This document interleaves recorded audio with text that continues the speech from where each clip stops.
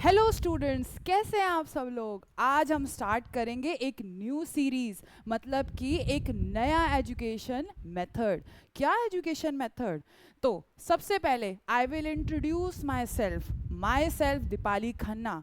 I am a nursing lecturer. I have completed, मैंने अपनी BSc कर रखी है। ठीक है, इसके बाद आप आज क्या पढ़ेंगे वो हम पढ़ेंगे। ठीक है, क्या पढ़ेंगे? पीछे क्या दिख रहा है? हमें तो कुछ समझ में ही नहीं आ रहा पीछे क्या है। That is the introduction of neuro science.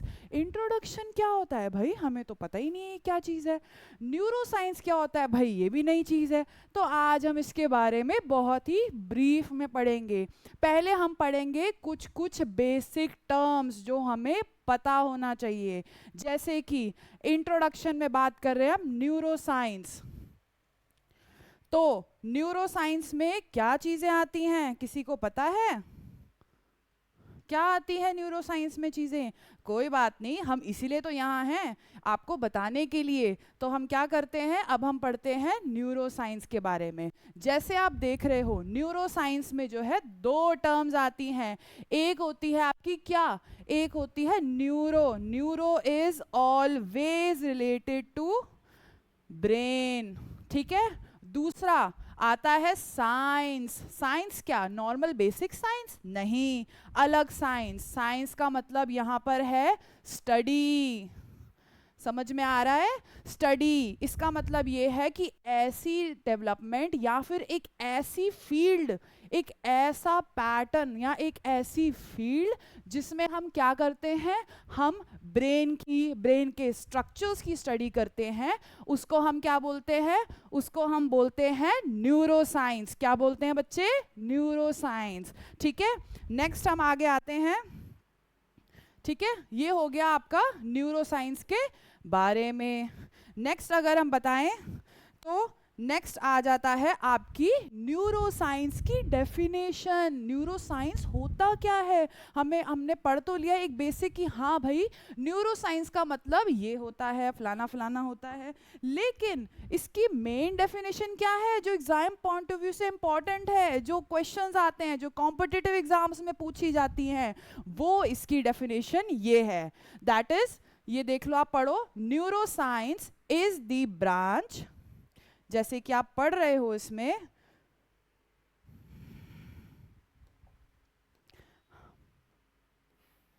Neuro science is the branch of science. जैसे मैंने बताया, that studies the structure, functions, development, genetics, biochemistry, physiology, ठीक है, and the pathology of the nervous system.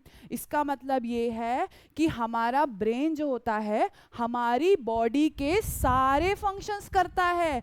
जैसे कि हमारी थिंकिंग प्रोसेस, हम किसी के बारे में क्या सोच रहे हैं। फॉर एग्जाम्पल, आप कॉलेज से स्कूल, स्कूल से घर जाते हो, या फिर स्कूल जाते हो, कहीं पर भी जाते हो, कई बार ऐसा होता है आप फोन पे बात करते करते चले जा रहे हो, ठीक है, लेकिन आपके ब्रेन को सबकॉन्शियसली सबकॉन्शियसली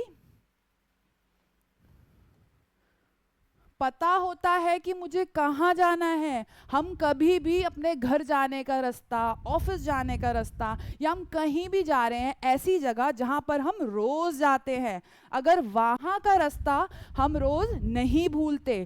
क्यों नहीं भूलते? क्योंकि हमारे ब्रेन को सबकॉन्शियसली हर चीज़ पता होती है। समझ में आ रहा है? तो इसीलिए ब्रेन का बहुत ही इंपॉर्टेंट फंक्शन होता है बॉडी की फंक्शनिंग करवाने के लिए। जैसे कि हमने पढ़ा, इसमें ये एक ऐसी ब्रांच है जो स्टडी करते हैं, जिसमें हम किस चीज की? स्ट्रक्चर्स की। स्ट्रक्चर्स में क्या क्या आता है? ब्रेन के पार्ट्स। हमारा ब्रेन किससे बना है हमें तो पता ही नहीं है किससे बना है। हमारे ब्रेन का बेसिक एक स्ट्रक्चर होता है, उसको हम क्या कहते हैं?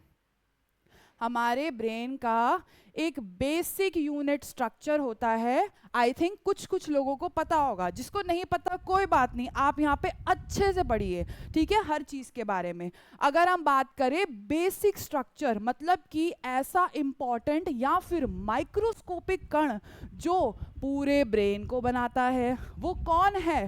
बेसिक यूनिट कौन है?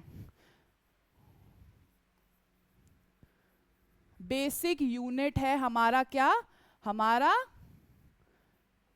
न्यूरॉन्स। क्या है, न्यूरॉन्स।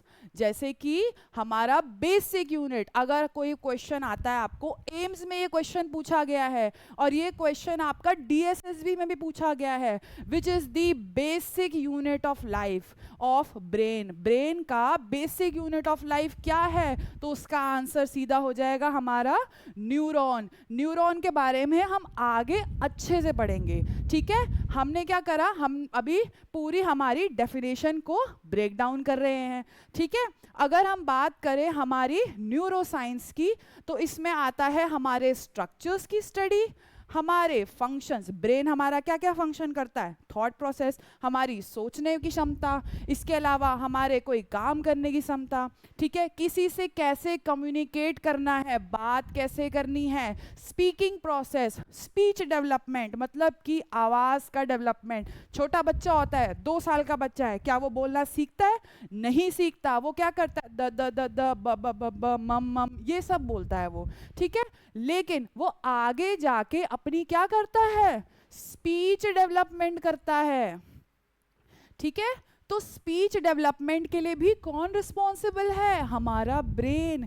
कहते हैं ना, ब्रेन बहुत ही क्या कहते हैं, ऐसा चीज़ है या एक ऐसा ऑर्गन है पूरी बॉडी का, जिसको अगर थोड़ी देर के लिए भी ऑक्सीजन और ग्लूकोज ना मिले तो ये सरवाइव नहीं कर पाता। आपने सुना होगा हॉस्पिटल्स में, जैसे कि पिक्चरों में आजकल, बॉलीवुड की पिक्चरों में या पुरानी मूवीज़ में मोस्ट कॉमनली दिखाते हैं, क्या बोलते हैं, डॉक्टर आके एक लाइन बोलती है ना, डॉक्टर आके बोलती है कि सॉरी आपका पेशेंट कोमा में चला गया है। कोमा, कोमा क्या क्या मतलब है, कि कॉमा इंग्लिश वाला कॉमा है क्या, ये इंग्लिश वाला कॉमा, हाँ नहीं, ये इंग्लिश वाला कॉमा नहीं है। उसका मतलब, उसके कहने का मतलब ये है कि इस पेशेंट का ब्रेन फंक्शन, ये जो सारे फंक्शंस हमने पढ़े, ये सारे फंक्शंस उसका ब्रेन नहीं कर पा रहा है। तो अगर वो फंक्शन नहीं कर पाएगा तो वो क्या होगा, बेड पे रिडन हो जाएगा। बेड रिडन हो जाएगा मतलब कि बिस्तर पे ही रहते, मतलब कि बिस्तर पे ही वो स्टूल पास करेगा, बिस्तर पे ही यूरिन पास करेगा। तो इस कंडीशन को हम कोमा बोलते हैं। कोमा किस वजह से होता है, जब हमारा नर्वस सिस्टम, हमारा जो नर्वस सिस्टम है वो काम करना बंद कर दे, तो उसको हम कहते हैं नर्वस सिस्टम डिसऑर्डर्स, मतलब कि बीमारियां जो हमारे ब्रेन के लोचे की वजह से, ब्रेन में कुछ लोचा दैट मीन्स ब्रेन में कुछ प्रॉब्लम, दैट मीन्स क्या होगा, उसका मतलब ये है कोई भी ब्रेन से रिलेटेड बीमारी हो सकती है।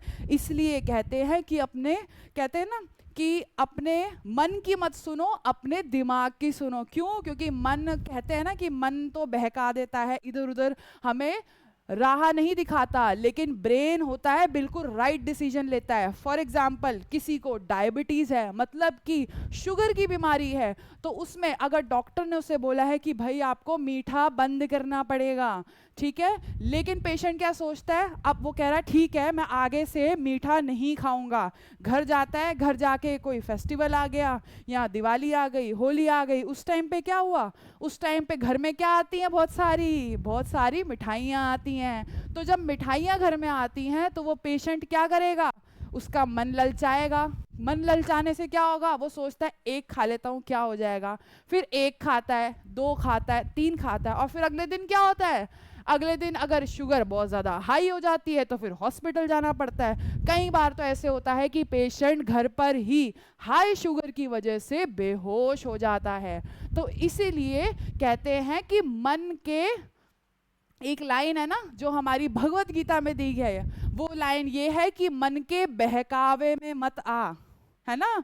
कहते हैं ना, मन राह भटकाए भ्रम में डाले, तू इस मन का दास मत बन, इस मन को अपना दास बना ले। उनका कहने का मतलब ये है कि मन की बात नहीं सुननी, अपने हमेशा दिमाग की बात सुननी है, क्योंकि दिमाग जो है हमेशा आपके हित में बोलता है।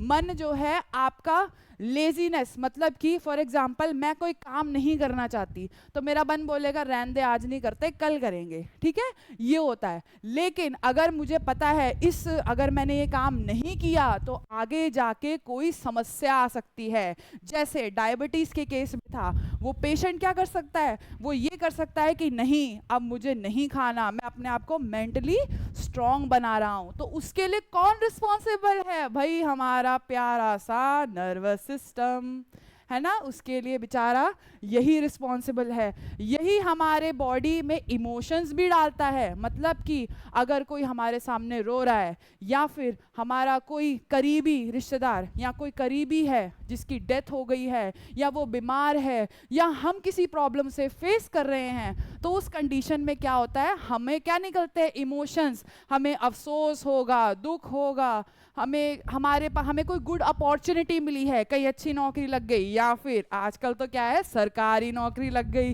तो इसलिए क्या होता है वो लोग इतने ज़्यादा एक्साइटेड हो जाते हैं। तो इसका रीज़न क्या है, इसका रीज़न यही है कि हमारा उसके लिए उसमें क्या होता है, हमारा हैप्पीनेस, मतलब हम बहुत ज़्यादा खुश हो जाते हैं या फिर बहुत ज़्यादा दुखी हो जाए या फिर अपने दिमाग को पता हो हाँ जी मुझे अब ये काम करना है या मुझे अब सीरियस रहना है या अभी मुझे मजाक करना है या मुझे अभी क्या करना है, अभी मुझे किसी के साथ इंटीमेट होना है, तो मेरा माइंडसेट अलग चलेगा। तो ये सारे फंक्शंस हमारे कौन करवाता है, हमारा प्यारा सा नर्वस सिस्टम। हल्के में ले लिया तुमने नर्वस सिस्टम को, ठीक है।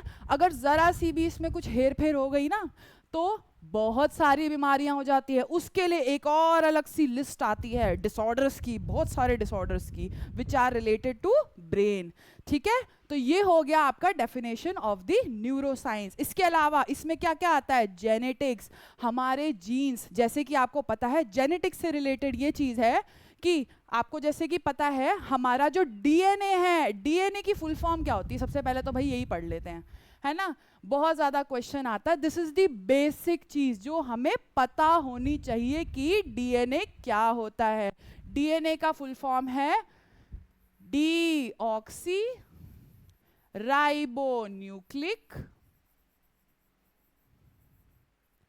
एसिड। क्या होता है, डीऑक्सी राइबोन्यूक्लिक एसिड यानी डीएनए।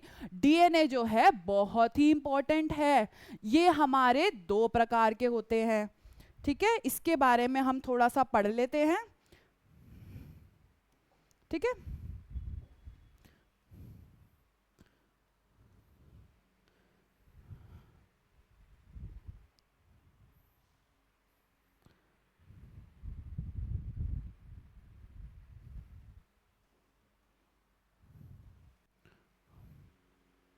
इसके बारे में अगर हम पढ़ें तो हमें क्या क्या चीज़ों का ध्यान रखना है। सबसे पहले हमारा जो डीएनए है, हमारा जो डीएनए होता है बच्चों, सुनो ध्यान से, ठीक है, जो हमारा डीएनए होता है बच्चों वो हमारा होता है दो प्रकार का। कितने प्रकार का होता है, दो प्रकार का होता है बच्चों।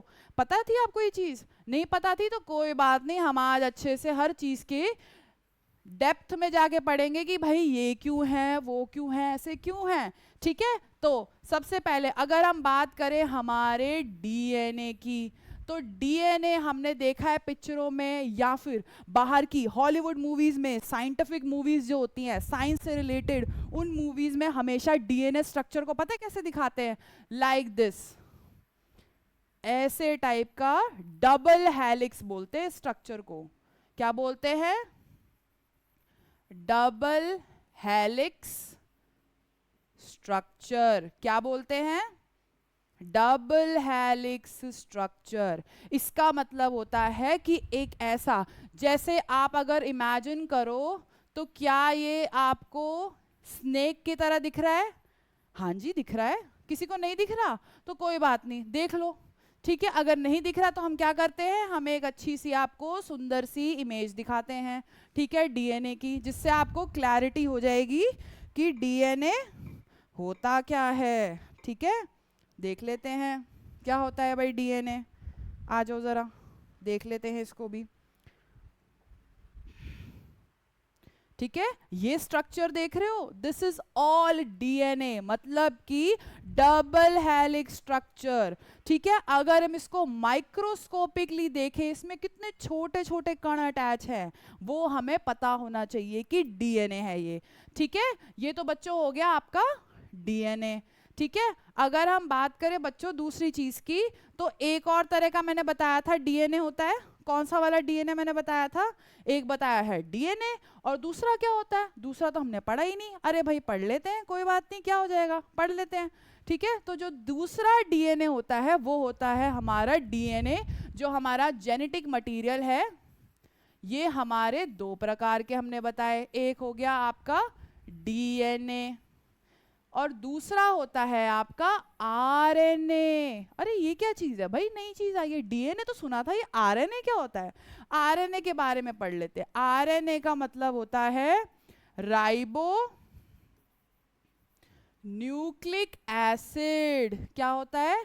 Ribo nucleic acid. Ribo nucleic acid का मतलब होता है कि ये एक ऐसा स्ट्रक्चर है जिसमें सिर्फ एक ही लाइन का डीएनए होता है। उसको हम बोलते हैं राइबो न्यूक्लिक एसिड। इसको हम बोलते हैं इसके अलावा सिंगल हेलिक्स स्ट्रक्चर। क्या बोलते हैं? Single helix structure. Single helix मतलब जिसमें एक ही तार है। ठीक है, डीएनए में क्या था? दो तारें मौजूद थी। समझ में आ रहा है बच्चों? इसके बाद हम इसमें इसके स्ट्रक्चर के बारे में पढ़ेंगे, इसके फंक्शन हमने पढ़ लिया। डेवलपमेंट, बच्चे के अंदर डेवलपमेंट, विकास, ब्रेन का विकास होता है। आपने इमेजिन किया होगा, या फिर किसी घर में तो सबके कहीं ना कहीं किसी के घर में तो बच्चे पैदा हो रहे हैं। बच्चों के अंदर जैसे ही जो न्यू बॉर्न होता है, क्या आपने न्यू बॉर्न के अंदर कोई चीज देखी है जो अलग है एज कंपेयर टू एडल्ट्स? क्या चीज अलग होती है? वो चीज है कि बच्चे का आप जब ब्रेन देखते हो, बच्चे का सिर देखते हो, सर के पीछे का हिस्सा बहुत ही स्पॉन्जी होता है। और डॉक्टर हमेशा कहते हैं कि इसको क्या करना चाहिए? इसको कभी टच नहीं करना। क्यों? क्योंकि बच्चे का ब्रेन अभी डेवलप नहीं हुआ है, ये टाइम के साथ डेवलप होगा। ठीक है, तो ये चीज का हमें ध्यान रखना है। नेक्स्ट है जेनेटिक्स। जेनेटिक्स हमने पढ़ ली। बायोकेमिस्ट्री। बायोकेमिस्ट्री का मतलब है बहुत सारे केमिकल रिएक्शंस होते हैं हमारे ब्रेन में। ठीक है, तो उन केमिकल रिएक्शंस के बारे में पढ़ना।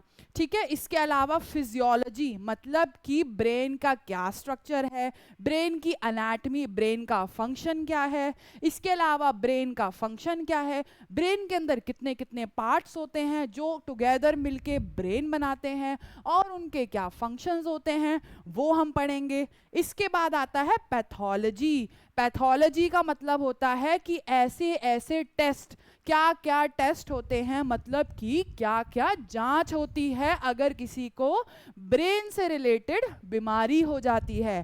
पैथोलॉजी का मतलब एक और भी आप लिख सकते हो, दैट इज इन्वेस्टिगेशन। ठीक है, समझ में आ रहा है? इसको हम बोलते हैं इन्वेस्टिगेशन, मतलब कि ब्रेन की जांच, जिससे पता चले कि भाई ब्रेन में क्या लोचा है, कुछ समझ में नहीं आ रहा क्या है। ठीक है, तो वो भी हम पढ़ेंगे। ठीक है, नेक्स्ट आता है आपका, नेक्स्ट आता है आपका, हम पढ़ेंगे हमारे ब्रेन के बारे में। अब हम जल्दी से फटाफट पढ़ लेते हैं ब्रेन के बारे में। जैसे हमने इसमें पढ़ा biochemistry, physiology, pathology of the nervous system, वैसे ही हम पढ़ेंगे हमारे ब्रेन के बारे में। आपको पता होगा ब्रेन कैसा दिखता है, किसी को पता है? पिक्चरों में भी देखा होगा। अगर किसी को बेसिक आइडिया नहीं है तो हम बता देते हैं कि ब्रेन कैसा दिखता है। ठीक है, अभी बताते हैं। अगर आप बात करें ब्रेन की, तो ब्रेन कैसा दिखता है भाई, हम बता देते हैं भाई कैसा दिखता है। ठीक है,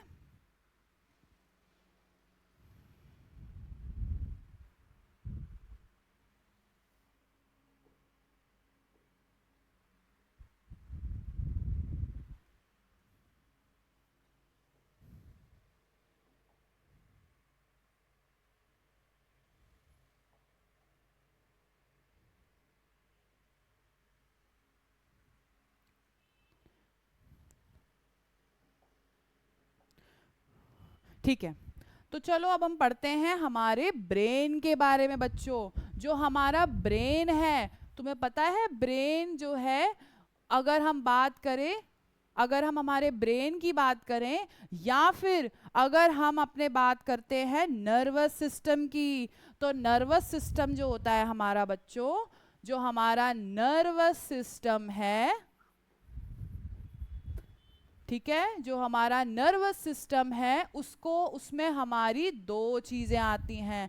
नर्वस सिस्टम हमारा दो प्रकार का होता है बच्चों। एक होता है CNS, एक होता है PNS।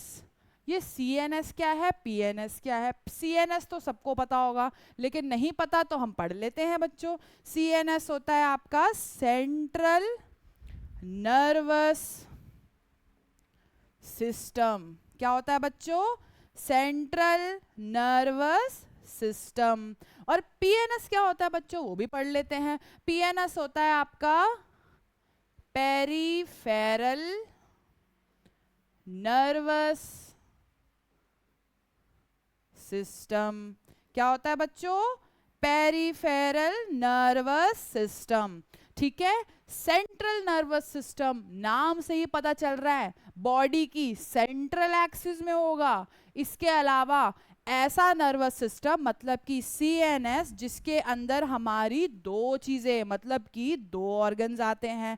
पहला हमारा ब्रेन, ठीक है, नेक्स्ट आता है हमारा स्पाइनल कॉर्ड।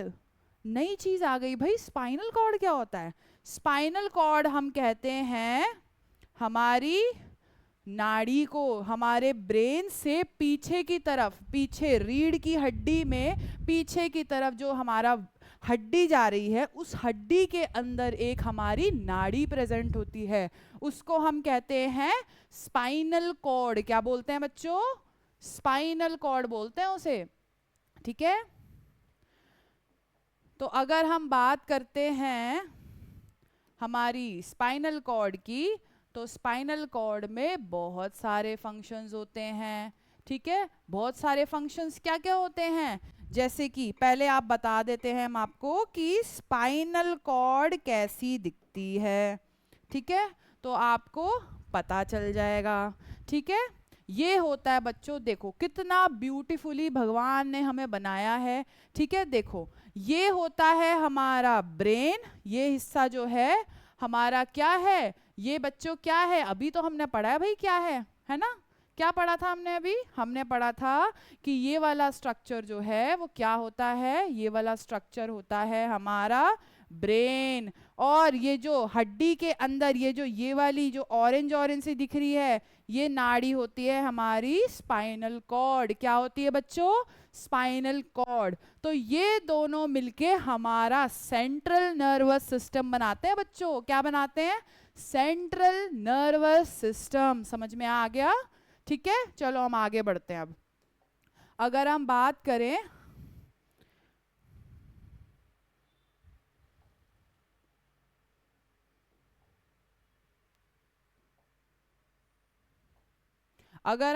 करें बच्चों हमारे सेंट्रल नर्वस सिस्टम की, जैसे हमने पढ़ा यहाँ पे, जिसमें क्या क्या आता है, हमारा ब्रेन आता है बच्चों, और क्या क्या आता है, हमारी स्पाइनल कॉर्ड आती है। इसके अलावा हमारी peripheral nerves, cranial nerve, spinal nerves, ये क्या चीज़ है समझ में नहीं आ रहा, हम समझते हैं।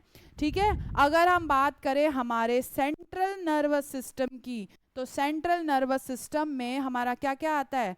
सेंट्रल नर्वस सिस्टम में हमारा आता है हमारा ब्रेन, और क्या आता है हमारा? Spinal cord.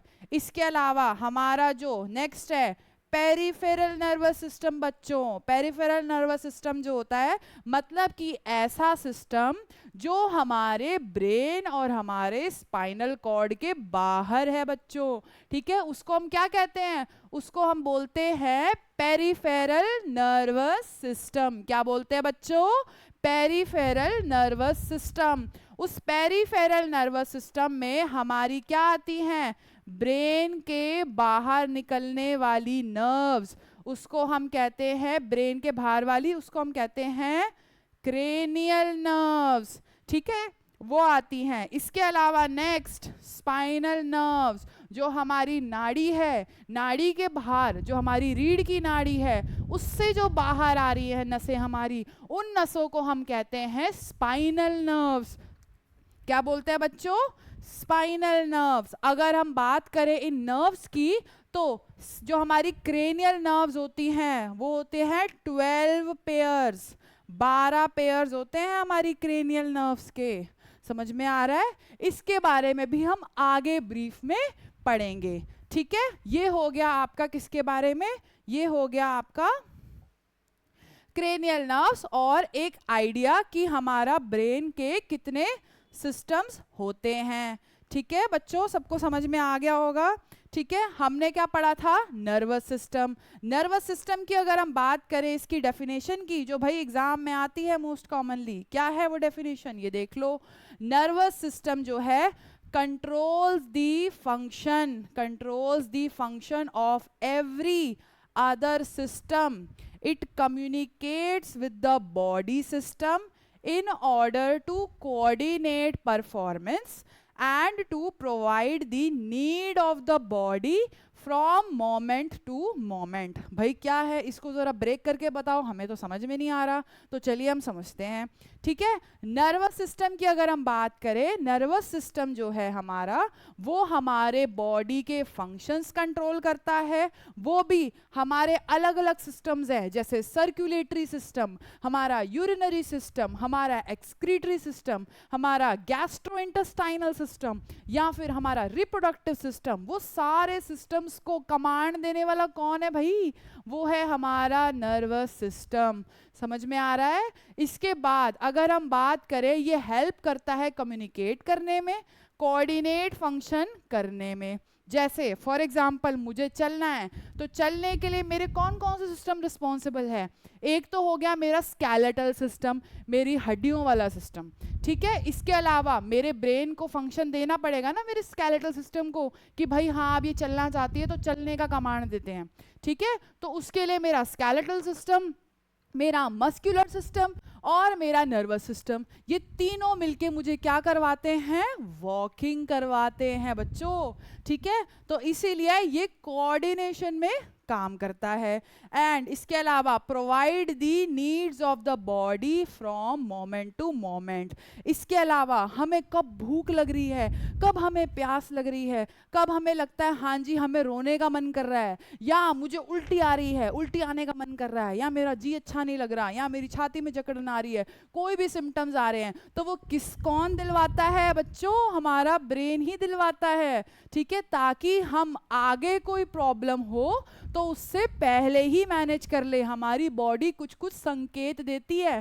फॉर एग्जाम्पल किसी को अगर हार्ट अटैक आ रहा है, तो हार्ट अटैक आने से पहले 15-20 दिन पहले उसको क्या सिम्टम्स दिखेंगे? सांस फूलना बच्चों, सांस फूलेगी उसकी, जरा सा सीढ़ी चढ़ेगा सांस फूलेगी, हमेशा उसको ऐसे लगेगा फीलिंग ऑफ फुलनेस, मतलब कि उसको हमेशा ऐसे लगेगा कि मेरा पेट भरा भरा है।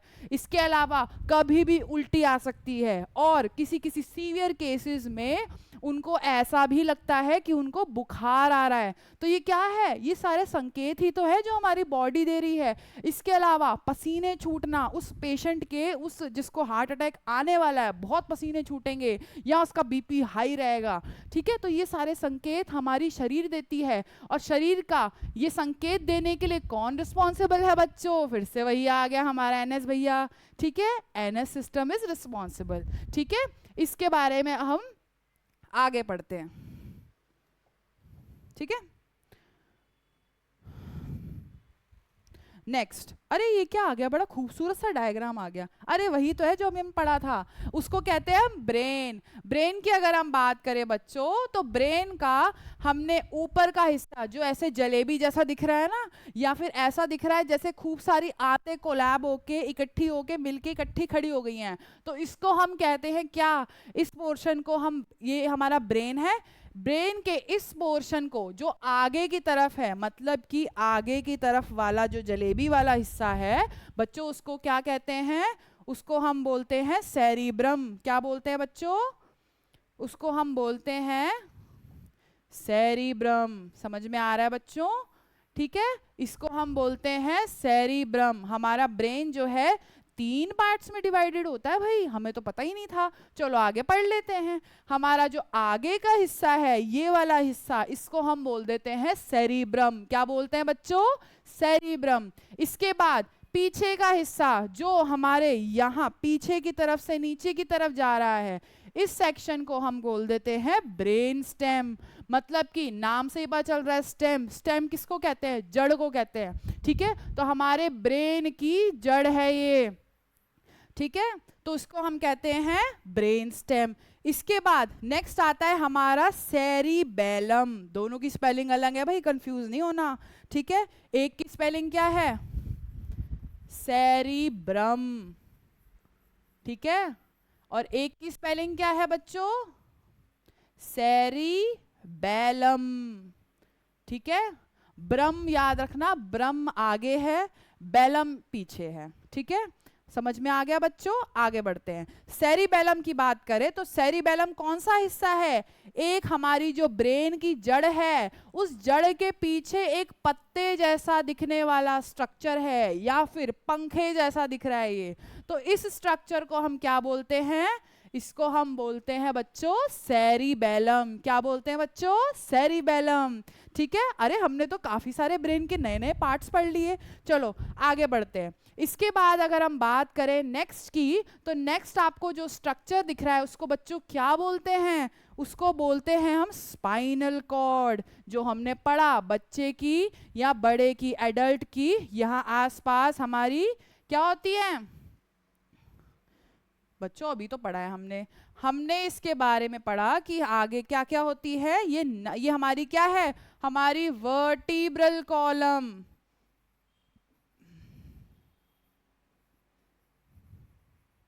ठीक है, जो हमारा वर्टिब्रल कॉलम है उसके अंदर ये नाड़ी बह रही है बच्चों। इस नाड़ी को हमने क्या बोला? इसको हमने नाम दे दिया स्पाइनल कॉर्ड। समझ में आ गया? अब हमने एनाटॉमी भी देख ली कि हाँ भाई कौन सा पार्ट कहाँ क्या होता है। हमने कुछ चीज मिस कर दी? हाँ जी, और भी कुछ स्ट्रक्चर्स हैं। हमने पढ़ा था जो ब्रेन की जड़ थी, दैट इज ब्रेन स्टेम। इस ब्रेन स्टेम को जो है, इसमें 3 पार्ट्स होते हैं। ये जड़ जो है बच्चों, ये 3 पार्ट से बन के मिलती बनती है। ठीक है, पहला पार्ट होता है मिड ब्रेन। क्या होता है बच्चों? Mid brain. ठीक है, मिड ब्रेन ऊपर का, जो हमारी जड़ है, जो ब्रेन से अटैच्ड है, ऊपर वाला हिस्सा सबसे पहले वाला बच्चों, उसको बोल देते हैं, क्या बोल देते हैं हम? उसको बोल देते हैं हम मिड ब्रेन। क्या बोल देते हैं बच्चों? Mid brain. और जो उसका बीच का हिस्सा है ना बच्चों, उसको हम बोल देते हैं पॉन्स। क्या बोल देते हैं? Pons region. PONS, pons region. ठीक है, नेक्स्ट है आपका एक और स्ट्रक्चर जो पॉन्स के नीचे होता है, जो भी ब्रेन की जड़ है, उसको क्या बोलते हैं? उसको बोलते हैं हम मेड्यूला। क्या बोलते हैं बच्चों? मेड्यूला बोलते हैं उसको। ठीक है, ये वाला स्ट्रक्चर आपका हो गया मेड्यूला। ठीक है, इसके अलावा ऊपर का स्ट्रक्चर हो गया बच्चों, इसको बोलते हैं, हमने बताया पॉन्स रीजन। हमने ये भी पढ़ लिया। इसको क्या कहते हैं बच्चों? अभी तो पढ़ा है। इसको हम बोलते हैं मिड ब्रेन। क्या बोलते हैं? मिड ब्रेन बोलते हैं इसको। ठीक है, हमने ये 3 पार्ट्स पढ़ लिए। ये तीनों मिलके हमारा बच्चों क्या बनाते हैं? ये मिलके हमारा बनाते हैं ब्रेन स्टेम। क्या बनाते हैं बच्चों? ब्रेन स्टेम बनाते हैं ये। ठीक है, इसके अलावा हमारा ब्रेन जो है, हमने पढ़ा था 3 पार्ट्स में डिवाइडेड है। अगर आपको ये चीज समझ में आ गई है, आप कोशिश करना इसका फ्लो चार्ट बनाने की, ताकि आगे कभी आपको पूछा जाए, या आपको मतलब आगे कोई ऐसा याद करने के लिए आपको प्रॉब्लम हो रही है, तो उसमें आप क्या कर सकते हो? ये चार्ट देख के आपको फटाफट से याद आ जाएगा। अरे चार्ट भी बनवाना है तो कोई बात नहीं, फटाफट बनवा देते हैं। ठीक है, 2 मिनट में बन जाएगा हमारे पास चार्ट।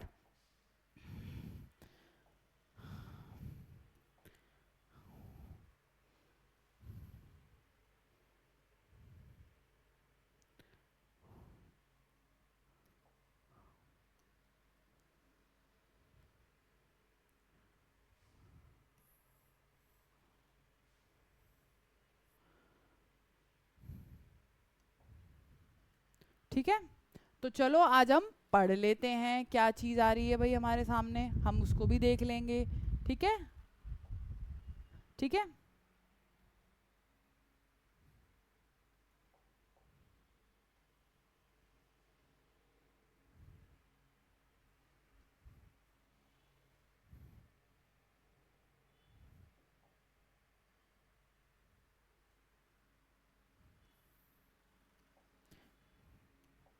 ठीक है, चलो हम पढ़ लेते हैं। अगर हम बात करें हमारे, हमने क्या क्या पढ़ा, हमने पढ़ा एनाटमी पढ़ी, किसकी एनाटमी पढ़ी हमने, किसकी, ब्रेन की भाई, है ना, ब्रेन की एनाटमी पढ़ी है ना हमने तो अभी।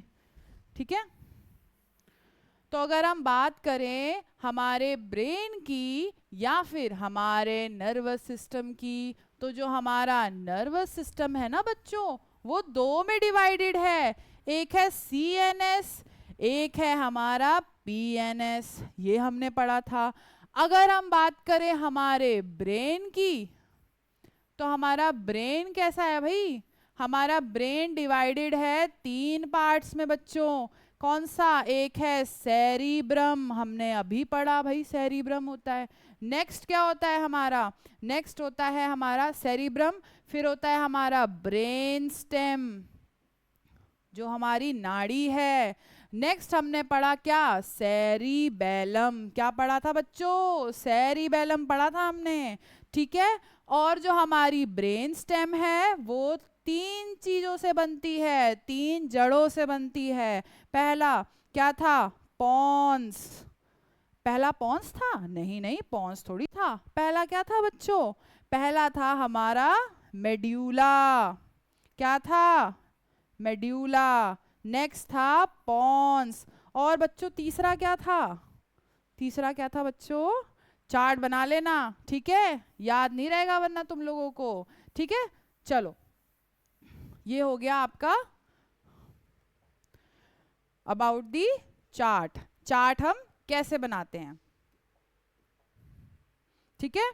नेक्स्ट हम पढ़ते हैं, अब आगे आ जाते हैं। ठीक है, ब्रेन स्टेम में क्या आता है, mid brain, pons and medulla. Mid brain था वो, याद नहीं आया किसी को भी, है ना।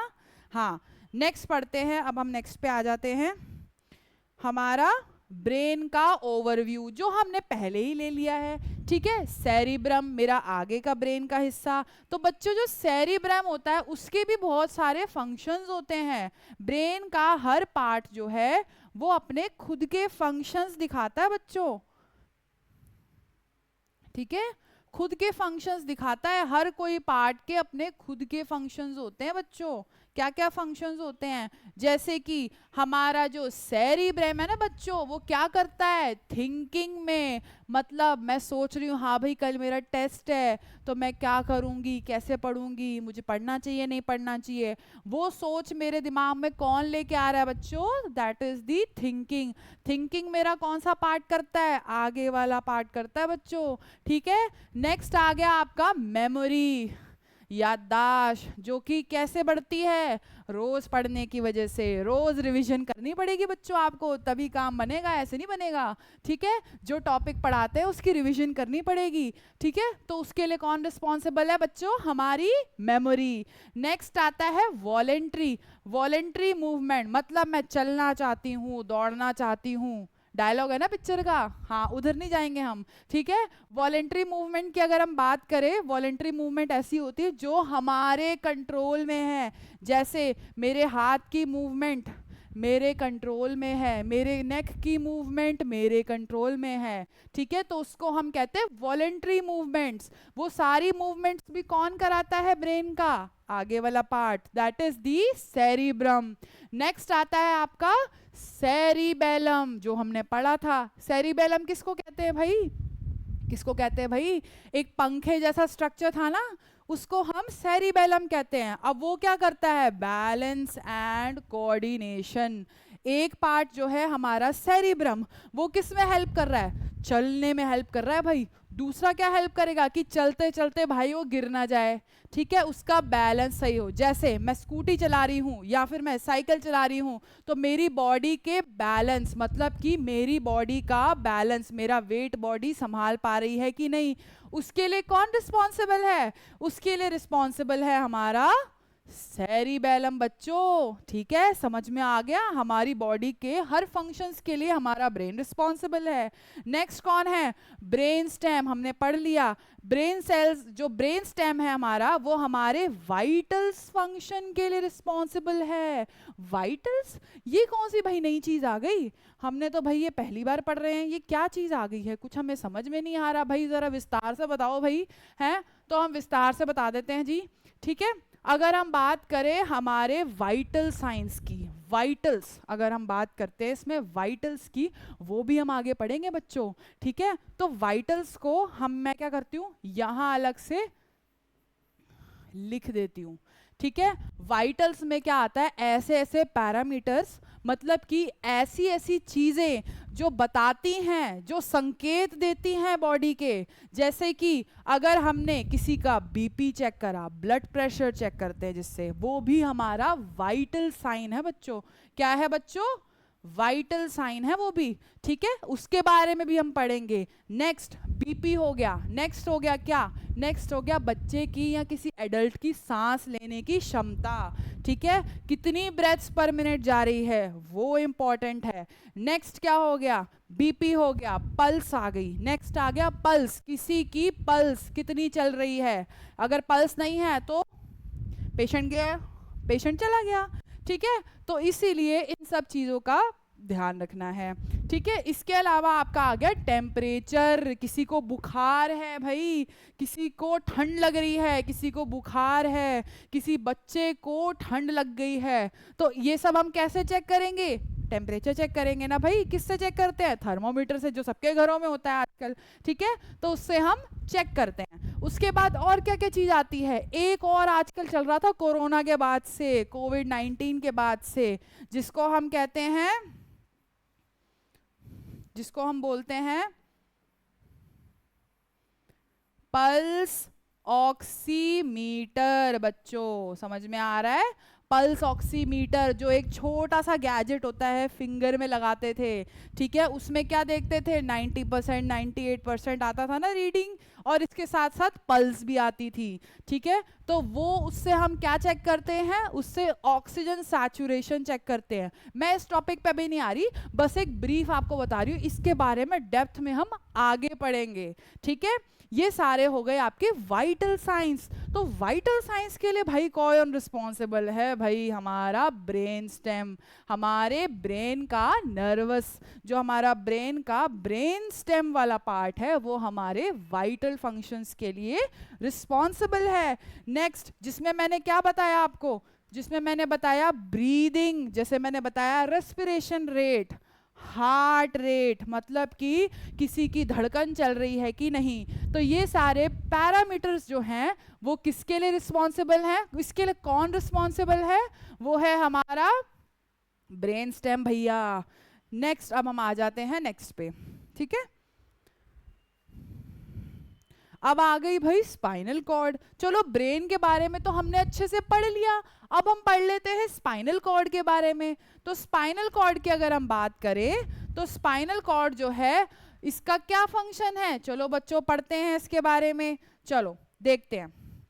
इसमें पहला आ रहा है connects the brain to the body, ठीक है। हाँ जी, ये काम तो वो करता है, क्योंकि नाड़ी जो है आगे ऊपर किससे जुड़ी है? ब्रेन से जुड़ी है। तो स्पाइनल कॉर्ड जो है वो इसलिए इसको बोला है कि हाँ जी, वो कनेक्शन बनाती है between the brain and spinal cord. Brain connects brain to the body, control connects the brain to the body, ठीक है। पूरे ब्रेन और हमारा स्पाइन दोनों आपस में कनेक्ट करती है। इसके अलावा स्पाइन का फंक्शन है कि स्पाइन जो है, मतलब जो हमारे नाड़ी है, वो पूरी बॉडी के हर एक एक सेक्शन से ब्रेन को कनेक्ट करती है। जैसे हमने पढ़ा, हमारी जो नाड़ी होती है, जो हमारी नाड़ी है, उसके अंदर से बहुत छोटी छोटी ब्लड वेसल्स निकल रही हैं। ब्लड वेसल नहीं बोलूंगी बच्चों, मैं क्या बोलूंगी? नर्व्स बोलूंगी। ब्लड वेसल वो होती है जिसमें से खून आता है, जिसमें ब्लड फ्लो करता है, लेकिन ये हमारी नर्व्स हैं जो हमारे सेंसेस, हमारे, जब मुझे पता है कि हाँ भाई मैंने गर्म चीज को हाथ लगाया, फटाफट विद इन सेकेंड्स मैं रिस्पॉन्ड करती हूँ, ठीक है। तो उसके लिए कौन रिस्पॉन्सिबल है? हमारी नर्व्स। तो नर्व्स जो है सेंसेशन के लिए होती हैं, सेंस करने के लिए, कोई डेंजर है तो उसको डिटेक्ट करने के लिए। तो उसके लिए हमारी छोटी छोटी ये नर्व स्ट्रक्चर्स हमारे पूरे ब्रेन से रिलेटेड, ब्रेन के स्ट्रक्चर्स ऐसे छोटे छोटे निकल रहे हैं, और हमारी स्पाइनल कॉर्ड के छोटे छोटे स्ट्रक्चर्स निकल रहे हैं, वो सारे मिलके स्प्रेड होके पूरी बॉडी में जाते हैं। अब आपको इसकी क्लैरिटी देने के लिए मैं क्या करती हूँ, एक फोटो दिखाती हूँ, ठीक है। एक फोटो देख लो, ठीक है। फोटो में देखते हैं हमारा brain and spinal cord connection,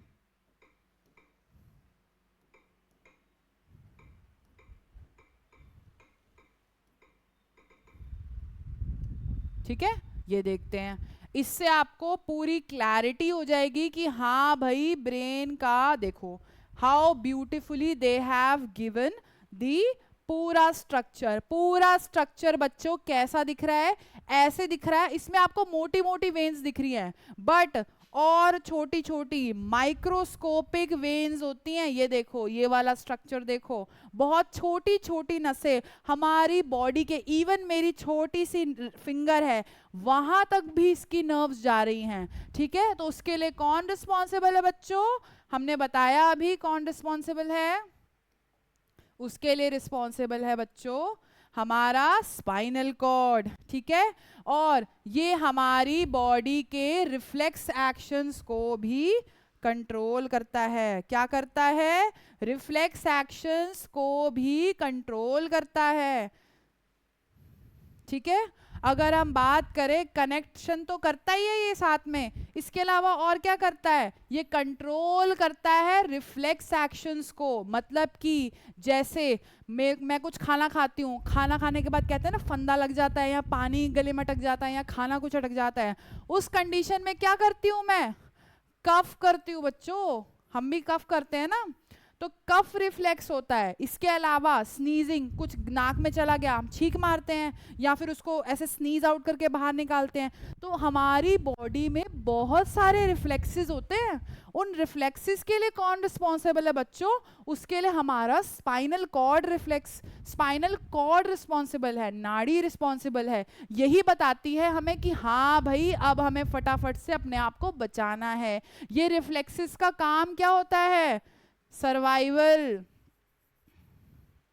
survival, किसी भी इंसान के सर्वाइवल के लिए। फॉर एग्जाम्पल, आग लग गई है, वहां आसपास कोई लेटा हुआ है, सो रहा था, तो उसको स्मेल आएगी, स्मेल से उसकी बॉडी फटाफट से ब्रेन सिग्नल भेजेगा, भाई उठाओ उसको फटाफट वरना ये जल जाएगा। तो क्या होता है? वो फटाफट से उठता है, देखता है, और फिर हमारी बॉडी का रिफ्लेक्स, हमारी बॉडी में एक्सेसिव हार्मोन्स रिलीज होते हैं, जिसकी वजह से हमारा ब्रेन रिलीज करता है वो हार्मोन्स, और हार्मोन्स की वजह से पेशेंट क्या करता है? फटाफट से पैनिक हो जाता है और भागता है वहां से अपनी सिचुएशन से बचने के लिए। तो उसके लिए बच्चों कौन रिस्पॉन्सिबल है? उसके लिए रिस्पॉन्सिबल है आपका क्या चीज? आपका स्पाइनल कॉर्ड, ठीक है।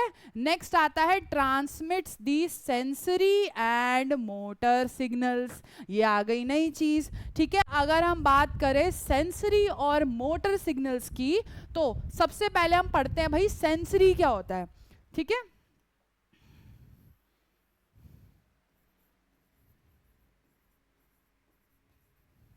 अगर हम बात करें सेंसरी सिग्नल्स, सेंसरी सिग्नल्स क्या होते हैं? ऐसे सिग्नल्स जो, फॉर एग्जाम्पल मैंने क्या करा, किसी गर्म जगह पे हाथ लगा दिया, तो अब हाथ लगाने के बाद मैंने बताया था कि मेरे हाथ में भी छोटी छोटी नर्व सेंसेस, नर्व रूट्स, या फिर छोटी छोटी नसें प्रेजेंट है, नर्व्स, ब्रेन वाली नर्व्स। उससे फटाफट से स्टिमुलस जाता है मेरे ब्रेन के पास। ठीक है, तो फटाफट से स्टिमुलस कौन सी नर्व दे रही है बच्चों हमारी, उसको हम कहते हैं सेंसरी नर्व्स।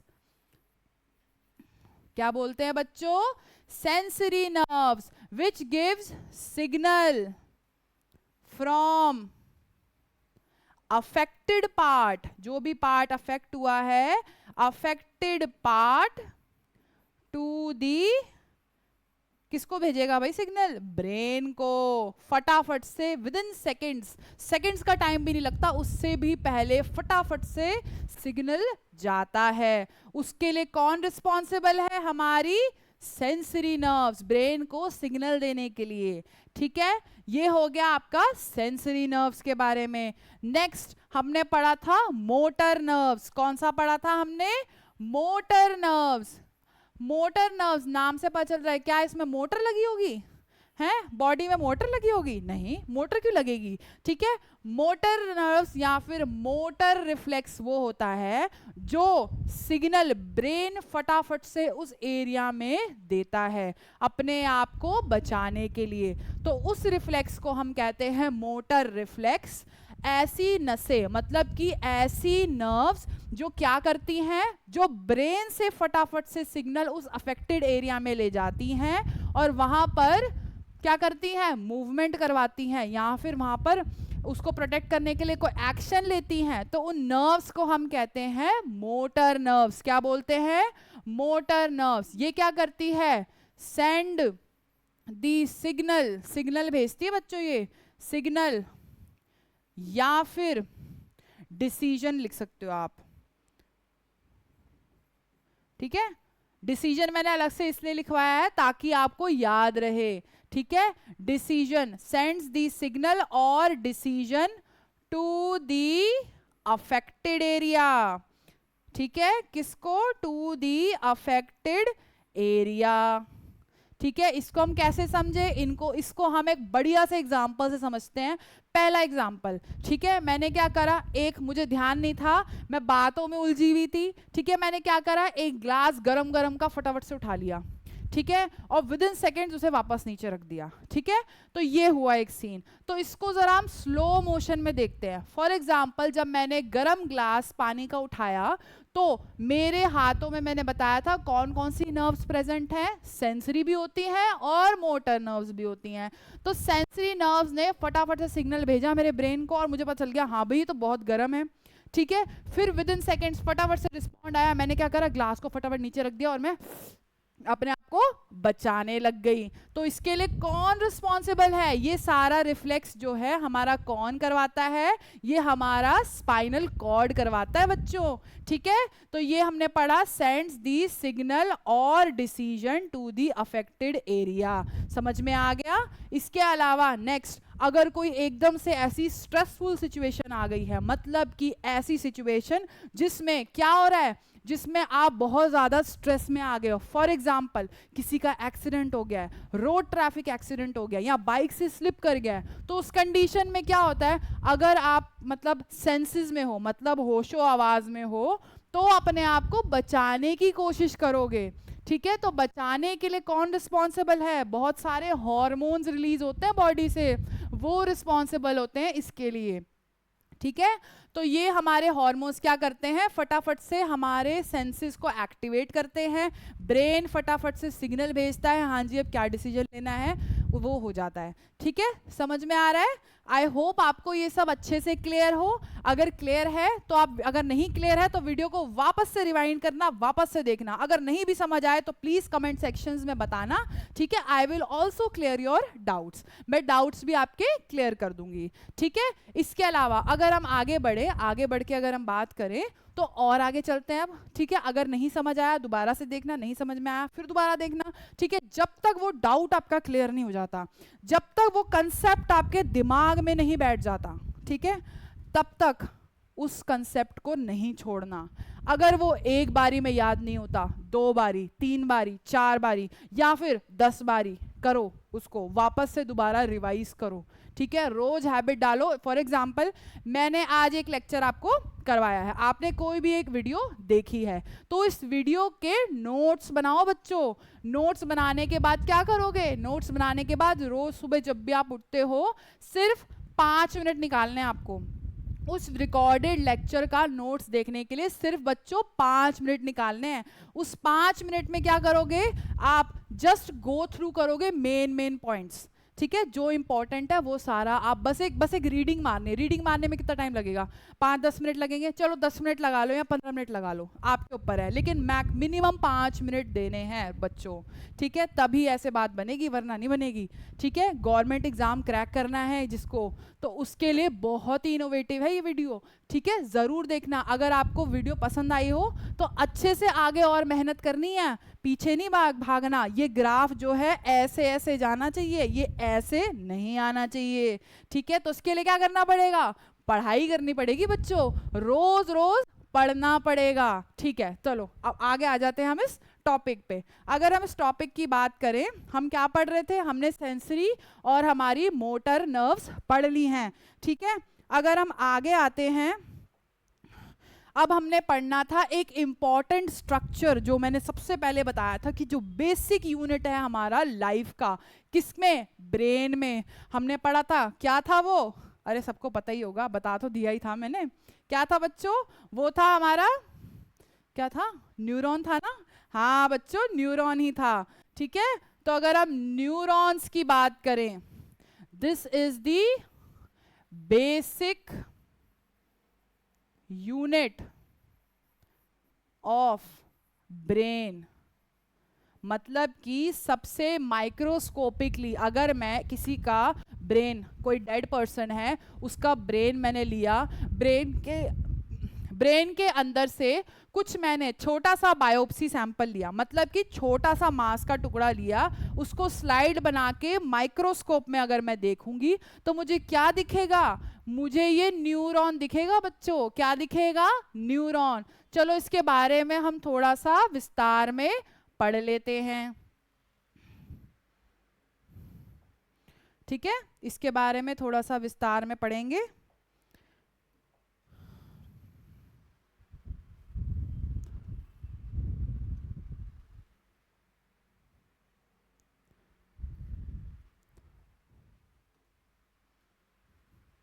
ठीक है, चलो अब इसके बारे में विस्तार में पढ़ेंगे। हम क्या पढ़ रहे थे भाई, हम पढ़ रहे थे न्यूरॉन्स के बारे में ना। हाँ, न्यूरॉन्स के बारे में हम पढ़ लेते हैं, ठीक है। चलो ठीक है, आ गया भाई एक खूबसूरत सा स्ट्रक्चर। ये क्या है, कोई स्पाइडर वाइडर है क्या, कोई मकड़ी का जाला है, ये देखो, this is called as the neuron network. क्या बोलते हैं बच्चे इसको, इसको बोलते हैं बच्चों न्यूरॉन नेटवर्क, ठीक है। ये एक जाला सा दिख रहा है ना, अगर हम इसको माइक्रोस्कोपिकली देखें, आपने देखी होंगी 3D वीडियोस, इमेजिनेशन वीडियोस, उसमें देखा होगा ऐसा ब्रेन में हमें दिखता है, इसको हम कहते हैं न्यूरॉन नेटवर्क। क्या बोलते हैं बच्चों, न्यूरॉन नेटवर्क, ठीक है। क्यों बोलते हैं, क्योंकि एक न्यूरॉन दूसरे न्यूरॉन से कनेक्टेड है और खूब सारे आपस में कनेक्टेड है, एक मैश लाइक स्ट्रक्चर, जाला सा बना रहे हैं ये, ठीक है। इसलिए इसको हम कहते हैं न्यूरॉन नेटवर्क। क्या बोलते हैं बच्चों, न्यूरॉन नेटवर्क, ठीक है। अगर हम बात करें इसकी, तो अब हम पढ़ेंगे इसका थोड़ा सा डिटेलिंग। तो डिटेलिंग कैसे पढ़ेंगे बच्चों, डिटेलिंग पढ़ेंगे ऐसे, ठीक है। ये आपका पूरा डिटेल्ड स्ट्रक्चर है ऑफ न्यूरॉन बच्चों, ठीक है। ध्यान से पढ़ना है, अगर नहीं समझ में आए तो क्या करना है, दोबारा पढ़ना है, और ना समझ में आए फिर भी क्या करना है, डाउट तो पूछने ही है ना, तो डाउट्स भी पूछने हैं, ठीक है। एक कहावत है कि एक कहावत मुझे याद आ रही है अभी, वो कहावत ये है कि क्या कहावत थी, जैसे कि बोलते हैं ना कि गुड नॉलेज, ठीक है, या फिर क्या कहते हैं, हाफ नॉलेज इज डेंजरस, याद आ गई भाई, हाफ नॉलेज इज डेंजरस, ठीक है। हाफ नॉलेज मतलब कि किसी भी इंफॉर्मेशन, किसी भी नई चीज के बारे में अगर आपको अच्छे से नहीं पता है, कंप्लीटली ए टू जेड नहीं पता है, तो कोशिश ये हो सकती है या तो आप उस इंसान को मार दोगे या अपने आप को खतरे में डाल सकते हो। इसका मतलब ये कहाँ पर ये वैलिड होता है, ये मेडिकल नर्सेज मतलब कि मेडिकल प्रोफेशंस में ये चीज कहावत बहुत सच है। अगर हमने जरा सी भी गड़बड़ कर दी तो हम अपने आप को फंसा सकते हैं, या फिर पेशेंट तो भाई चला ही जाएगा, ठीक है, फिर केस लड़ते रहना बहुत टाइम तक। इसलिए कहते हैं हाफ नॉलेज इज डेंजरस। अगर आपको एक टॉपिक के बारे में ए टू जेड पता होना चाहिए ही चाहिए, ठीक है, आपको पता ही होना चाहिए उसके बारे में, ठीक है। अब हम पढ़ते हैं हमारे न्यूरॉन भैया के बारे में। न्यूरॉन क्या है हमारा बच्चों? बेसिक यूनिट ऑफ लाइफ, जो मैंने अभी आपको बताया था। This is the basic unit of life. जो बच्चे कॉलेजेस में पढ़ रहे हैं उन कॉलेज वाले बच्चों को मेरा यही मैसेज है कि आप कोशिश करना इन डायग्राम्स को बनाने की, इनकी प्रैक्टिस करो बनाने की, इनकी लेबलिंग्स याद करो, इनको लिख लिख के याद करो, ठीक है। और कोशिश ये करो कि आप अपने कॉलेज टाइम में ही इतना अच्छा पढ़ो कि आगे जाके आपको क्रैश कोर्सेज वगैरह नहीं लेने पड़े। क्यों बच्चों? क्योंकि यही एक बेस होती है हमारी। ये बेस अगर हमारा अच्छे से बनेगा तो आगे जाके उस पे बिल्डिंग आराम से खड़ी हो जाएगी। आपने देखा होगा कंस्ट्रक्शन साइट पे जब कोई इमारत बना रहे होते हैं, कोई बिल्डिंग बना रहे होते हैं, तो सबसे पहले उसकी नींव क्या रखते हैं? उसकी नींव मतलब उसका फाउंडेशन, उसकी नींव, उसकी नींव को स्ट्रॉन्ग रखना है। तो स्ट्रॉन्ग कैसे होगी? पढ़ाई करके बच्चों। वो तो सीमेंट वगैरह और कंक्रीट सब डालेगा, लेकिन हमें अपनी नींव कैसे स्ट्रॉन्ग रखनी है? हमें पढ़ाई करके बच्चों। ये पढ़ने का टाइम है और ये ध्यान रखना कि ये टाइम दोबारा नहीं आएगा, ठीक है। फिर उसके बाद आगे जाके गिल्ट ना रहे हमें किसी चीज का कि हम अपनी लाइफ में ये अचीव नहीं कर पाए, या फिर ये गिल्ट ना रहे कि काश मैं उस टाइम पे ढंग से पढ़ लेता तो या पढ़ लेती तो मैं आगे जाके अभी कुछ और होती। बच्चों ऐसे मत सोचना, ठीक है। अभी प्रेजेंट पे अपना फोकस करो, अभी टाइम है पढ़ने का तो अच्छे से पढ़ना है, ठीक है। अगर हम बात करें हमारे न्यूरॉन की, ठीक है, अब हम बात करते हैं। तो न्यूरॉन हमने अगर बात करी तो इसके न्यूरॉन का सबसे पहले हम पढ़ते हैं ऊपर से नीचे की तरफ। तो ऊपर जैसे आपको ये जाले वाले स्ट्रक्चर्स दिख रहे हैं, इनको बच्चों हम क्या बोलते हैं? इनको बोलते हैं हम डेंड्राइट्स। क्या बोलते हैं बच्चों? डेंड्राइट्स, ठीक है। अगर हम इस डेंड्राइट्स को माइक्रोस्कोपिकली देखें तो ये ऐसे कुछ दिखेगी, समथिंग लाइक दिस, ठीक है।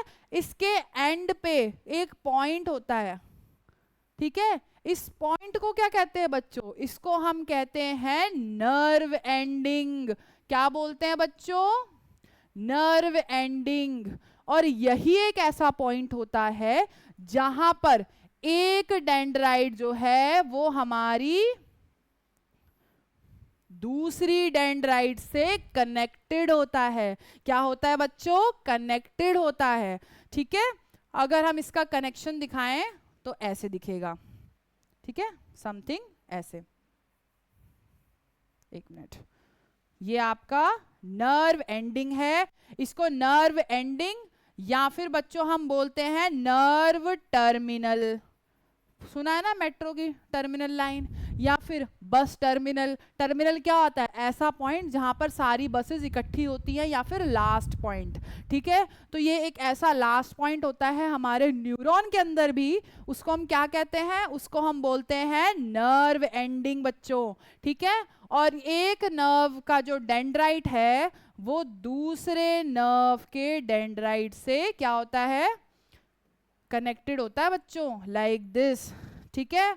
और इनके बीच का कनेक्शन कैसे होता है? इनके एक से, जैसे मैंने बताया था कि एक न्यूरॉन से दूसरे न्यूरॉन में इम्पल्सेस मतलब कि सिग्नल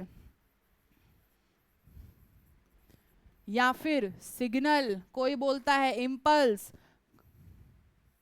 कोई बोलता है सिग्नल, और कोई क्या बोलता है? स्टिम्युलस, क्या बोलता है बच्चों? स्टिमुलस। अगर ये तीनों टर्म्स दिख गई तो बच्चों घबराना नहीं है, ठीक है। इन तीनों का मतलब ही है सिग्नल, मतलब कि एक न्यूरॉन से दूसरे न्यूरॉन में सिग्नल जा रहा है, ठीक है। तो सिग्नल के लिए कौन रिस्पॉन्सिबल है? फॉर एग्जाम्पल ये हमारा हो गया सिग्नल, ठीक है। वायरिंग वाला, जैसे हमने फोटो देखी थी ना, एक मैश लाइक नेटवर्क, इलेक्ट्रिसिटी वाला नेटवर्क दिख रहा है, ऐसा ही नेटवर्क हमारा माइक्रोस्कोपिकली बच्चों दिखता है, ठीक है। ये हो गया आपका डेंड्राइट्स के बारे में। ऐसे ही एक डेंड्राइट्स आगे जाके हमारी दूसरी डेंड्राइट से कनेक्टेड होती है बच्चों, समझ में आ रहा है? ठीक है, आगे जाके ये एक और न्यूरॉन आ गया, ठीक है, समझ में आ गया बच्चों? ये हो गया आपका microscopic structure, that is the dendrite. इसके अलावा अब एक डेंड्राइट का जो ये खाली खाली अंदर का हिस्सा है जो बच्चों, ये जो अंदर का खाली खाली हिस्सा है, इसको हम क्या बोलते हैं? किसी को पता है? चलो हम बता देते हैं, नहीं पता तो। इसका जो अंदर का खाली खाली हिस्सा है, ये हिस्सा, ठीक है, ये जो बच्चों अंदर खाली खाली हिस्सा है, इसमें क्या होता है? इसमें हमारे कुछ माइक्रोस्कोपिक स्ट्रक्चर्स तैर रहे होते हैं बच्चों, ठीक है, जो इंपॉर्टेंट होते हैं हमारे, ठीक है। वो माइक्रोस्कोपिक स्ट्रक्चर्स क्या होते हैं? ये हमारे माइक्रोस्कोपिक स्ट्रक्चर्स होते हैं, जैसे कि हम किसको क्या बोलते हैं? इसको हम बोलते हैं सेल बॉडी। क्या बोलते हैं बच्चों? सेल बॉडी बोलते हैं। ये सारा एरिया जो है बाहर का एक सेंटर पोर्शन के साथ, उसको हम बोलते हैं सेल बॉडी। और अगर हम बात करें हमारा सेंटर ब्लैक, ये जो वाइट वाइट पिगमेंटेड एरिया दिख रहा है ना बच्चों आपको, इसको हम क्या कहते हैं? इसको बोलते हैं हम न्यूक्लियस। क्या बोलते हैं? न्यूक्लियस। मतलब कहने का मतलब ये है कि हमारी बॉडी पार्ट के आप किसी भी माइक्रोस्कोपिक स्ट्रक्चर पे अगर आप जाएं तो आपको क्या क्या चीजें दिखेंगी? आपको दिखती हैं माइक्रोस्कोपिक स्ट्रक्चर्स बच्चों। क्या दिखता है? माइक्रोस्कोपिक स्ट्रक्चर्स, ठीक है। और हर एक माइक्रोस्कोपिक स्ट्रक्चर में क्या होता है बच्चों? यहाँ पर हर, फॉर एग्जाम्पल मैं किसी सेल की बात कर रही हूँ, उस सेल के अंदर भी एक हमारा सेंटर पोर्शन होता है। उस सेंटर पोर्शन को हम हमेशा क्या बोलते हैं बच्चों? अभी तो पढ़ा हमने, उसको हम बोलते हैं न्यूक्लियस। क्या बोलते हैं बच्चों? न्यूक्लियस। और इस न्यूक्लियस के अंदर अगर आप माइक्रोस्कोपिकली देखो तो आपको क्या दिखेगा? आपको मैश लाइक स्ट्रक्चर दिखेगा, ऐसे जाला जैसा स्ट्रक्चर, ऐसे खुचड़ मुचड़ सी घूमती हुई, ठीक है। इसको हम क्या बोलते हैं? ये सारा क्या होता है हमारा? इसको हम बोलते हैं जेनेटिक मटेरियल। मतलब कि हमारा जीन्स, हमारा डीएनए, हमारा डीएनए जो हमने पढ़ा था, डीएनए एंड आरएनए, वो सारा कहाँ होता है बच्चों? वो सारा हमारे न्यूक्लियस में होता है। चाहे हम हमारी बॉडी के किसी भी पार्ट का कोई भी सेल खोल के देख लें, उसके अंदर न्यूक्लियस प्रेजेंट है। चाहे वो हमारा क्या हो? ब्रेन हो, चाहे वो हमारा क्या हो? हमारे हाथ की स्किन का कोई एग्जाम्पल ले लिया, या फिर हमारे किसी लीवर, किडनी, किसी भी ऑर्गन से निकाल के एक हमने सैंपल ले लिया, उसको हम स्लाइड में देखेंगे तो हमें वो ऐसा दिखेगा, ठीक है। ऐसे खूब सारे सेल स्ट्रक्चर्स हमें दिखते हैं। समझ में आ गया बच्चों? ये हो गया अबाउट दी न्यूरॉन की cell body and nucleus. Next, अब ये जो लंबी सी आपको दिख रही है एक नीली नीली तार जा रही है, इस तार को पता बच्चों क्या कहते हैं? इसको हम बोलते हैं nodes of Ranvier. Nodes of Ranvier बोलते हैं इसको। जिस रोड्स ऑफ, जो हमारा एक रास्ता होता है जिसके ऊपर छोटे छोटे सैक्वन सेल्स, क्या होते हैं बच्चों? ये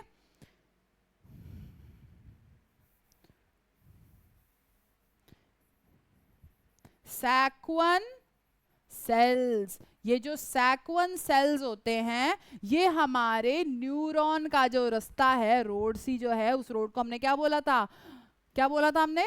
नोड्स ऑफ रेनवियर। उस नोड्स ऑफ रेनवियर के ऊपर ये छोटे छोटे हमारे सेल स्ट्रक्चर्स प्रेजेंट होते हैं। इन प्रॉपर सेल स्ट्रक्चर्स को हम क्या बोलते हैं बच्चों? इनको हम बोलते हैं सैक्वन सेल्स। ठीक है, क्या बोलते हैं? सैक्वन सेल्स। ये भी हेल्प करते हैं स्टिम्युलस को एक न्यूरॉन से दूसरे न्यूरॉन में पहुंचाने में। अब अगर हम बात करें, फॉर एग्जाम्पल मैं एक स्टिम्युलस बना रही हूँ एक न्यूरॉन के अंदर, ठीक है, एक न्यूरॉन यहाँ दूसरा था, दूसरे न्यूरॉन से यहाँ से सिग्नल स्टिम्युलस हुआ, ठीक है, यहाँ से जनरेट होके वो यहाँ से होता हुआ दूसरे न्यूरॉन तक जा रहा है, और ऐसे करके वो आगे कहाँ चला गया बच्चों? वो हमारे ब्रेन में चला गया, या फिर कहाँ जाएगा? जो भी हमारा अफेक्टेड एरिया होगा ना बच्चों, वहां जाएगा। समझ में आ रहा है बच्चों? नेक्स्ट अब हम पढ़ते हैं, ये तो हो गया न्यूरॉन्स। इसके अलावा हमारा, अगर हम इस सेल को देखें, ठीक है, अगर हम इस सेल को देखते हैं, ये कौन सा सेल है बच्चों हमारा? ये तो हमारा अभी हमने पढ़ा था ना कौन सा सेल है, ये तो हमारा बच्चों सैक्वन सेल है ना, है ना? सैक्वन सेल ही तो है ये, है ना? ये सारा हमारा, ये सारा हमारा बच्चों सैक्वन सेल हो गया। ठीक है, ये पूरा हमारा सैक्वन सेल है, जो कहाँ प्रेजेंट होता है बच्चों? ये हमारा नोड्स ऑफ रेनवियर पे प्रेजेंट होता है। नोड्स ऑफ रेनवियर कहाँ होता है बच्चों? वो हमारा किस में होता है? अभी तो पढ़ा हमने, वो होता है हमारा न्यूरॉन में। समझ में आ गया? ठीक है, इसके बाद अगर हम बात करें इसकी, तो इसके अंदर अगर हम बात करें इसकी, तो ये क्या है? ये है हमारा सैक्वन सेल। क्या है हमारा? सैक्वन सेल। सैक्वन सेल की बात करें तो सैक्वन सेल के अंदर भी हमारा क्या होता है? हमारा ये वाला पोर्शन जो है अंदर वाला, इसको हम क्या कहते हैं? इसको हम बोल देते हैं न्यूक्लियस। क्या बोल देते हैं? न्यूक्लियस। ठीक है, ये हमारा क्या है? This is the nucleus. ये भी न्यूक्लियस है। इसके अलावा हमारी आउटर की जो कवरिंग है उसको हम क्या बोलेंगे? जो हमारी आउटर की कवरिंग है, ठीक है, तो ये हो गया आपका न्यूक्लियस, जो सैक्वन सेल्स है। जो इसकी आउटर की कवरिंग होती है ना बच्चों, उसको हम क्या कहते हैं? उसकी आउटर की कवरिंग जो होती है उसको हम बोलते हैं, जैसे कि हमारा सेल है और ये हमारा न्यूक्लियस है, ठीक है, तो आउटर की कवरिंग को हम बोलते हैं सेल मेम्ब्रेन। ये मैं बेसिक बता रही हूँ कि आप बॉडी के किसी भी पार्ट को, बॉडी के किसी भी पार्ट को अगर आप देखते हो तो वहां का कोई भी सेल उठा लो, सेल में बेसिक स्ट्रक्चर्स क्या क्या होते हैं? पहला हो गया सेल मेम्ब्रेन, इसको अभी हमने पढ़ा, इसको तो हम कहते हैं न्यूक्लियस। और अगर हम अंदर के स्ट्रक्चर की बात करें तो यहाँ पर एक फ्लूइड प्रेजेंट होता है, मतलब कि पानी, वाटर, ठीक है, उस वाटर को, यहाँ पूरा पानी तैर रहा होता है, उस पानी को हम कहते हैं साइटोप्लाज्म। क्या बोलते हैं बच्चों? साइटोप्लाज्म। साइटोप्लाज्म में बहुत सारे ऐसे ऐसे स्ट्रक्चर्स होते हैं जो तैर रहे होते हैं, ठीक है। कौन कौन से स्ट्रक्चर्स होते हैं आगे हम सेल की एनाटॉमी पढ़ेंगे, उसमें पढ़ेंगे, अभी मैं इसलिए नहीं बता रही क्योंकि मेन फोकस हमारा किस में है? न्यूरॉन्स में, ठीक है। तो ये हो गया आपका ऑल अबाउट दी न्यूरॉन्स, ठीक है। तो ये हो गया पूरा स्ट्रक्चर आपका एक्सॉन का। और मैंने जैसे बताया था एक्सॉन टर्मिनल, या फिर हम इसको एक्सॉन टर्मिनल बोल सकते हैं, या फिर नर्व एंडिंग। समझ में आ गया? ठीक है, ये हो गया आपका all about the neuron structure, ठीक है। अब हम आ जाते हैं अपनी स्लाइड पे।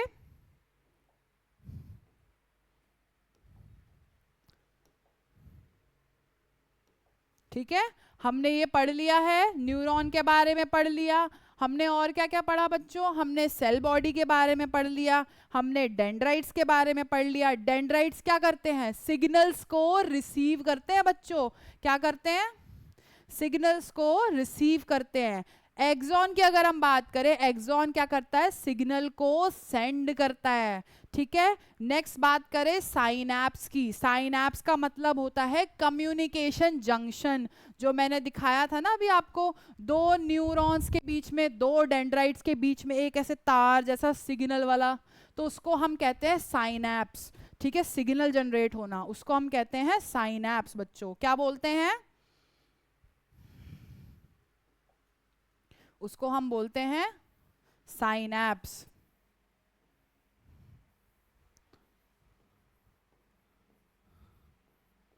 साइनैप्स मतलब कि सिग्नल, सिग्नल या फिर कम्युनिकेशन नेटवर्क।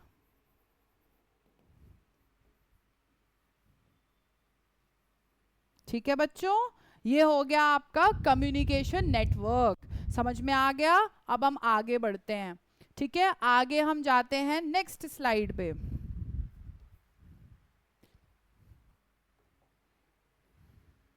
ठीक है, नेक्स्ट आपका हमने ये पढ़ लिया सेंसरी न्यूरॉन्स।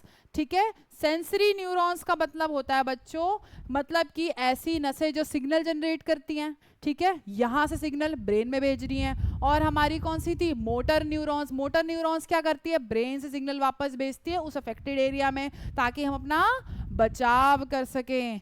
ठीक है, तो ये हमने पढ़ लिया। सेंसरी न्यूरॉन्स की अगर हम बात करें, ठीक है, sensory neurons carry the signals to the central nervous system. ठीक है, motor neurons carry the signals to the muscles, ताकि हम फटाफट से रिएक्ट करें किसी भी चीज के लिए। Next, inter neurons connect neurons with the central nervous system. इसका मतलब ये है, इंटर न्यूरॉन्स एक ऐसी नसें होती हैं जो हमारी न्यूरॉन्स को कनेक्ट करती है हमारे सेंट्रल नर्वस सिस्टम से। समझ में आ गया? चलिए अब हम आगे बढ़ते हैं। ठीक है, नेक्स्ट आता है आपका सोमैटिक नर्वस सिस्टम। ठीक है, सोमैटिक नर्वस सिस्टम देखो, अगर हम बात करें, हमने पढ़ा था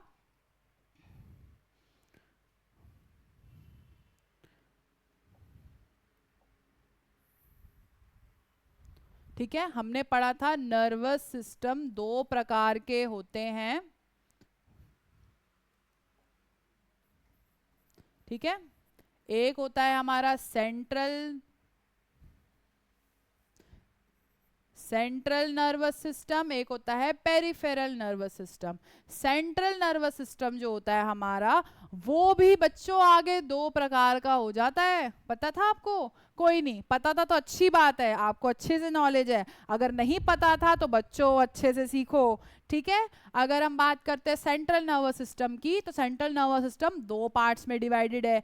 एक हो गया आपका सोमैटिक नर्वस सिस्टम, और एक हो गया आपका दूसरा कौन सा है भाई? Autonomic nervous system. क्या होता है हमारा? Autonomic nervous system. ठीक है, तो जो सोमैटिक नर्वस सिस्टम है, ये एक ऐसा नर्वस सिस्टम होता है जो होता है वॉलेंट्री। मतलब कि जो मेरा बॉडी का जो सोमैटिक नर्वस सिस्टम है वो मेरे कंट्रोल में है। मैं अपने हाथ को जैसे मूव कराना चाहूँ, बोल जब मर्जी चाहूँ बोलना चाहूँ, चुप होना चाहूँ, भूख लगना, प्यास लगना, वो सारा मेरे कंट्रोल में है। ठीक है, तो उसमें कौन रिस्पॉन्सिबल है बच्चों? Somatic nervous system. नेक्स्ट आता है आपका autonomic nervous system. Autonomic nervous system वो होता है जो हमारे कंट्रोल से बाहर है। जैसे कि मेरी आईज, मेरी पलकें जो है ब्लिंक करती हैं, क्या वो मेरे कंट्रोल में है? नहीं है। क्या मैं ब्लिंक करना भूल जाऊं, कभी ऐसे होता है? नहीं होता। इसके अलावा नेक्स्ट, हमारा हार्ट बीट, हमारा दिल धड़कना, क्या मैं दिल धड़कने को कहती हूँ कि आज मैं नहीं धड़कूंगा या कल मैं धड़कवा लूंगी, आज नहीं धड़कवाती अपना दिल? ऐसे तो नहीं होता। हम रोज अपना ये कार्य कर रहे हैं विद इन, मतलब कभी भी सोते हुए टाइम भी हमारा हार्ट बीट नहीं रुकता। तो ये हमारे कंट्रोल में है? नहीं है। ये हमारा नॉन वॉलेंट्री है। नॉन वॉलेंट्री भी बोल सकते हो, या फिर बोल सकते हो बच्चों इनवॉलेंट्री। इनवॉलेंट्री मतलब ऐसी चीज जो हमारे बस में नहीं है, जिसका कंट्रोल हम नहीं ले सकते, जैसे कि हमारी हार्ट बीट। और क्या हो सकता है? क्या मेरी सांस मेरे कंट्रोल में है? नहीं। क्या मेरी ब्रीदिंग मेरे कंट्रोल में है? नहीं। क्या मेरी पल्स मेरे कंट्रोल में है? नहीं है। क्या मेरे लंग्स में सांस लेना मेरे कंट्रोल में है? नहीं है। तो ये सारे क्या है? हमारे वॉलेंट्री कंट्रोल्स। जो कौन करवाता है? हमारा ऑटोनॉमिक नर्वस सिस्टम। समझ में आ रहा है बच्चों? ठीक है, तो ये हो गया आपका सारा अबाउट दी, हमारा क्या था ये, हमारा फंक्शंस। ठीक है, नेक्स्ट आ जाता है आपका इंपॉर्टेंट चीजें। ठीक है, इंपॉर्टेंट चीजें क्या क्या जरूरी चीजें हैं? ओटी टेक्नीशियन स्टाफ्स हो या फिर मेडिकल प्रोफेशंस हो या ऐसा स्टाफ हो जो हॉस्पिटल सेटिंग्स में काम करता है या स्पेसिफिकली ओटी मतलब कि ऑपरेशन थिएटर में काम करता है, ऐसे लोगों के लिए क्या क्या चीजें इंफॉर्मेशन इंपॉर्टेंट है, हम नेक्स्ट क्लास में पढ़ेंगे। आपकी जो बेसिक टर्मिनोलॉजीज हैं, जो बेसिक टर्मिनोलॉजीज हमें पता होना चाहिए। अगर मैं एज अ ओटी असिस्टेंट हूँ या फिर मैं कोई ओटी स्टाफ हूँ या फिर मैं कोई भी अदर प्रोफेशन में हूँ जो मैं ओटी सेटअप में खड़ी हुई हूँ, तो मुझे क्या क्या चीज़ें ओटी सेटअप्स के बारे में पता होनी चाहिए, वो हम अच्छे से डिस्कस करेंगे। ठीक है, इसके अलावा हम नेक्स्ट पार्ट में ये भी डिस्कस करेंगे कि वाइटल साइंस क्या होते हैं और भी बहुत सारी चीज़ें। ठीक है, तो आपको मैं थैंक यू बोलती हूँ, आपने इस वीडियो को पूरी एंड तक देखा। ठीक है, आपको मेरा नमस्कार। ठीक है, आप आगे से हैबिट बनाओ अपना पढ़ने की। ठीक है, अगर आपको वीडियो पसंद आई हो तो प्लीज़ कमेंट्स करना। ठीक है, इसके अलावा थैंक यू वेरी मच, आपका दिन शुभ हो। धन्यवाद।